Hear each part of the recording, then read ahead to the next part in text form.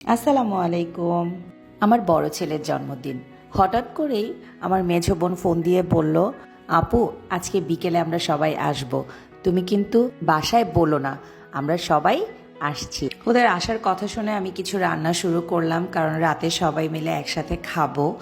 আমার ছেলে তো জিজ্ঞেস করছে, আম্মা এত রান্না করছো কেন? আমরা তো বাসায় 3 জন মাত্র, এত খাবার কে খাবে?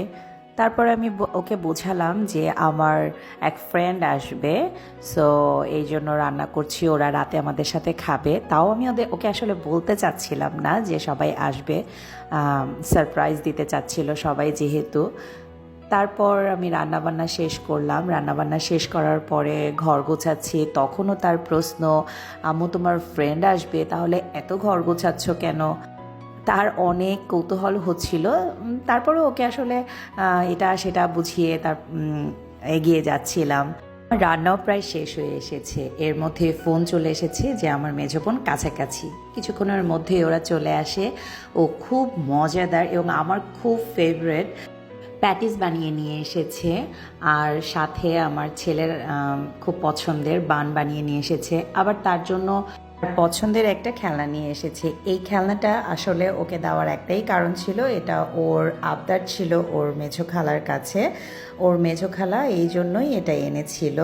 তারপরে কিছুক্ষণ পরে আমার ছোট খালা চলে এসেছে, আর আমার ছোট খালার ছেলে, ওকে আমার ছেলে খুব পছন্দ করে।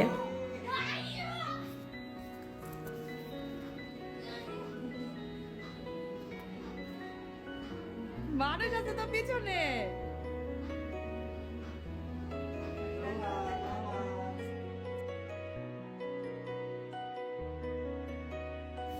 সবাই বাসায় বেড়াতে আসাতে আমার ছেলেটা এত এত খুশি। আসলে আমার সারাদিনের যে সারপ্রাইজ দেয়ার চুপ করে থাকা মানে কষ্টটা ছিল, অনেক কষ্ট হয়েছে তার থেকে লুকিয়ে রাখতে যে সবাই আসবে, সেটা আসলে সার্থক হয়েছে। এবার আমাদের পরের দিনের আয়োজন শুরু হয়ে গেল। খুব সকাল সকাল উঠেই আমার মেঝো বোন তার প্রিয় ভাগিনার জন্য বিরিয়ানি রান্না করতে শুরু করে দিল। সবাই মিলে কাজ করার মধ্যে আনন্দই অন্যরকম থাকে, কেমন যেন একটা উৎসব উৎসব ভাব। গতকাল রাতে তো আমরা অনেক আনন্দ করেছি, ঘুমাতে ঘুমাতেও অনেক রাত হয়েছিল। তারপর আবার খুব সকাল সকাল উঠেও আমার বোন রান্না করা শুরু করে দিল। আমার হাজব্যান্ডও এখানে কাজ করেছিল, হেল্প করেছে, একটু পরপর এসে তদারকি করছিল কাজ কতদূর এগিয়ে গেল। সত্যি দিনটা এত আনন্দের ছিল, সবাই মিলেই আমরা আনন্দ করতে পেরেছি, এটাই হচ্ছে সবচেয়ে বড় কথা। যাই হোক, বিকেলটা আমাদের আরেকটা পর্ব ছিল। রায়ানের জন্য ছোট্ট একটা কেক ছিল, আমরা এই কেকটা দিয়েও ওর সারপ্রাইজটা ফুলফিল করেছি। সে তার ভাইকে নিয়ে সবচেয়ে বেশি এক্সাইটেড থাকে, সব সময় তার ভাইও তার জন্য এক্সাইটেড, কখন ভাইয়ের কাছে যাবে, সেও তার ভাইয়ের জন্য প্রচণ্ড এক্সাইটেড থাকে। সবাই মিলে কেক কাটাকাটি হলো, এবার ভাগ বাটোয়ারার পালা।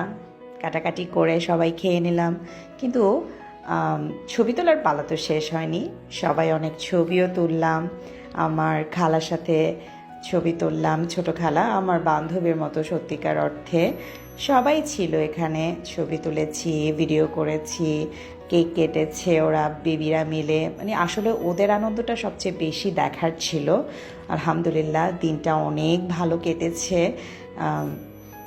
এই তো, তারপরে তো আস্তে আস্তে আসলে যতই সময় যাচ্ছিল ততই মনে হচ্ছিল কিছুক্ষণ পরে সবাই চলে যাবে, এই জন্য খুব কষ্ট লেগেছে। তারপরও 2টা দিন অনেক ভালো কেটেছে আলহামদুলিল্লাহ।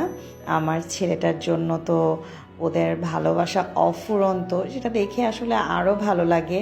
সবার মন খারাপ, সবাই এখন একে একে চলে যাচ্ছে। আমার ছোটো খালারাও চলে যাবে, অলরেডি আমার মেঝো বোন চলে গিয়েছে। আমার ছোটো খালার সাথে যেমন আমার বন্ডিংটা আলহামদুলিল্লাহ অসাধারণ, আমার ছেলের সাথেও তার ছোটো খালার বন্ডিংটা আলহামদুলিল্লাহ। তাদের দুজনকে দেখলে বোঝা যায় না যে তারা দুইজন খালা আর ভাগিনা, প্রচণ্ড মজা করে দুইজন। এবার তো নতুন করে যোগ হয়েছে আমার ছোট ছেলে, দেখা যাক তার সাথে আমার ছোট বোনের বন্ডিংটা কেমন হয়। আশা করি খুব ভালোই হবে। আসলে আমার বোন দুইটা ওদেরকে এত ভালোবাসে আলহামদুলিল্লাহ। এই তো সব শেষে কিছু ছবি তোমাদের সাথে শেয়ার করলাম। দোয়া করবে আমার ছেলেটার জন্য, ও যেন মানুষের মতো মানুষ হতে পারে, সুস্থ থাকে। আলহামদুলিল্লাহ সব কিছুর জন্য। বাই।